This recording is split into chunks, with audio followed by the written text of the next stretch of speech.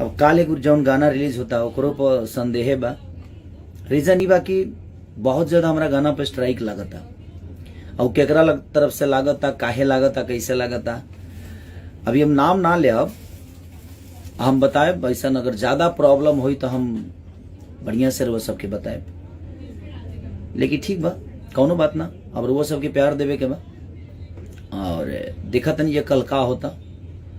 अगर गाना बंद भइल तो वो लोग जान जब कि केकर काम हो, ये वो लोग जाना था नहीं, करीब करीब कुछ लोग तो जानते बा।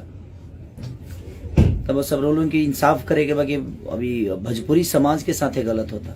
कहीं ना कहीं अगर भोजपुरी समाज बेहतरीन करे के कोशिश केहू करे या ओकरा के डिस्टर्ब करे के कोशिश केहू कंपनी के माध्यम से होखे या केहू इंसान के माध्यम से होखे, तो कहीं ना कहीं अपन भोजपुरी समाज डिस्टर्ब होता, अपन भाषा डिस्टर्ब होता। ठीक बा, कौनो बात ना। कल एगो गाना भी रिलीज होता पारो, बहुत बेहतरीन गाना बा, कमाल के शूट भइल बा और टीम कंपनी के भी गाना के लोग इतना प्यार देनी। टी सीरीज के हमारे गाना के या खुदा कितना प्यार देनी।